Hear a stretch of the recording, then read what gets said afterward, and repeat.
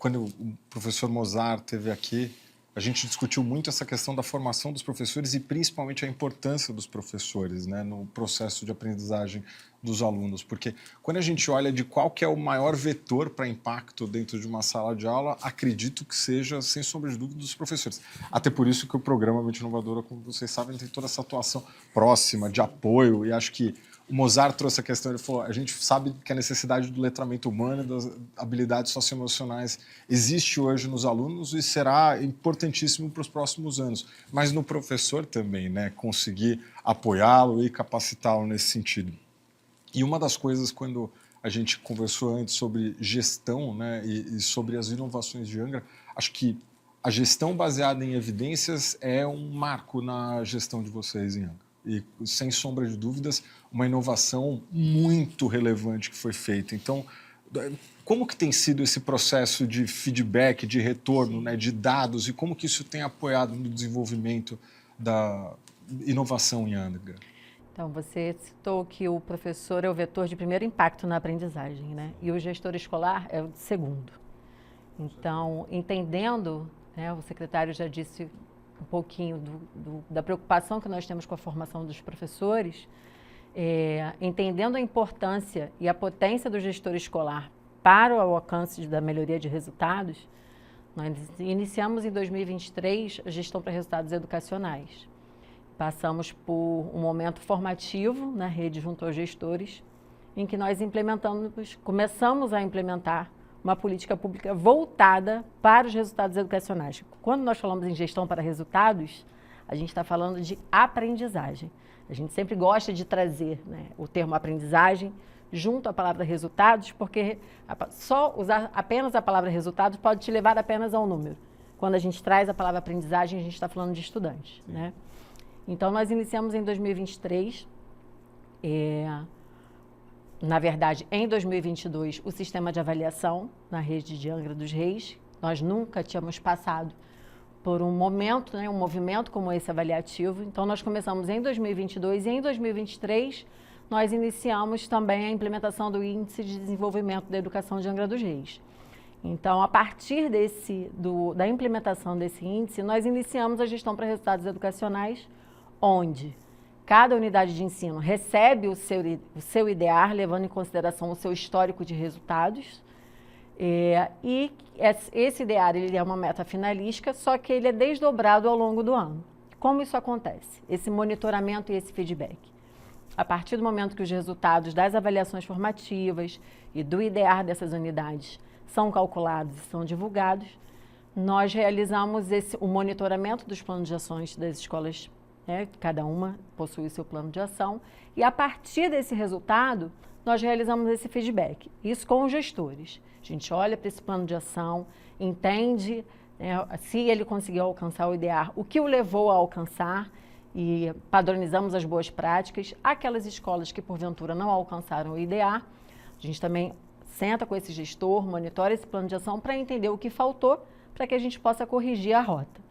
Junto aos professores, como chega esse feedback dos resultados? Né? Primeiro, cada professor ele tem acesso aos resultados das suas turmas. Eles acessam a plataforma, o gestor olha o resultado da sua escola, das suas turmas, chega no estudante. O professor ele acessa a plataforma e ali ele tem os resultados relacionados à proficiência dos seus estudantes e também chega a cada estudante.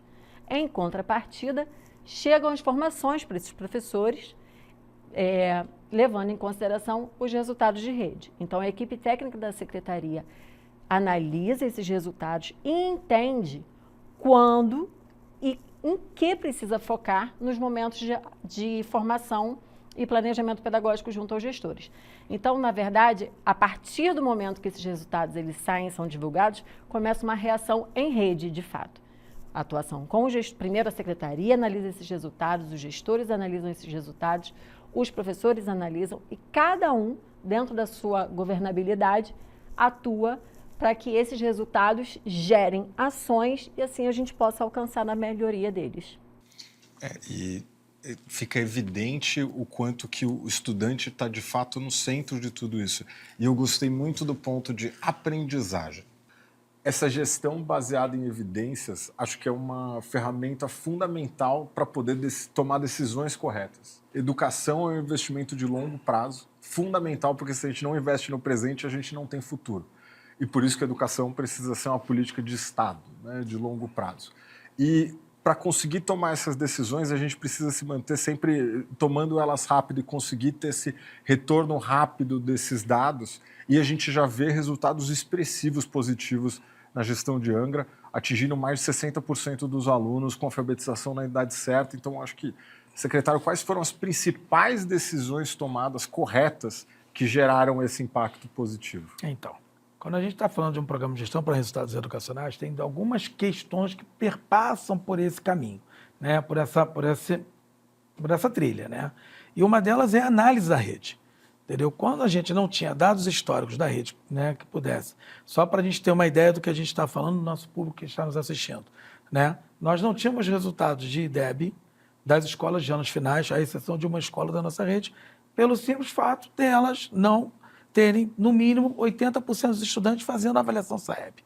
Ou seja, a gente tinha um cenário onde a gente não sabia exatamente a questão da aprendizagem, como o nosso presidente Fabiano colocou. A gente não podia avaliar e dizer claramente é problema de quem ensina ou é problema de quem aprende. Além do mais, alguns fatores foram necessários ser tomados ao longo desse curso, principalmente no seu início. E um deles é o seguinte, reduzir, né, porque infelizmente a gente não consegue sempre zerar, mas a gente já teve tempos que a gente zerou, a carência de professores na rede. Não existe educação sem aluno, sem estudante e sem professor. Se essa simbiose não acontecer no cotidiano, em 200 dias letivos, com o currículo, isso não vai acontecer. Isso não vai se transformar em aprendizagem. Né? E a gente precisa compreender que a aprendizagem ela é uma linha histórica também. Né? Os estudantes precisam, e esse é um foco que a gente tem muito na nossa gestão, que é importante a gente salientar, que é garantir o direito de aprendizagem do estudante. E garantir o direito de aprendizagem do estudante passa por muitas ações administrativas e pedagógicas. Sim. Como, por exemplo, garantir o currículo. Né? O nosso currículo, ele é o documento orientador curricular, ele está dentro dos parâmetros da Base Nacional Curricular Comum, homologado pelo nosso Conselho Municipal de Educação. Então, o estudante, ele tem direito ao currículo, mas ele também tem direito ao professor.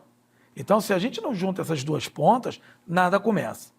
E a outra questão também que é muito importante, instituir um sistema de avaliação próprio do município, que permita, como a Fabiane bem colocou, trazer o histórico de desenvolvimento dos estudantes. Né? A avaliar, ela é peça fundamental do processo. A gente precisa conhecer, né, se aquilo que foi aplicado ao longo do tempo está surtindo efeito ou não. E como é que isso reverbera nas ações? Dentre muitas delas. As ações que estão voltadas à formação dos professores. Então, os resultados que os alunos do desempenho dos estudantes nas avaliações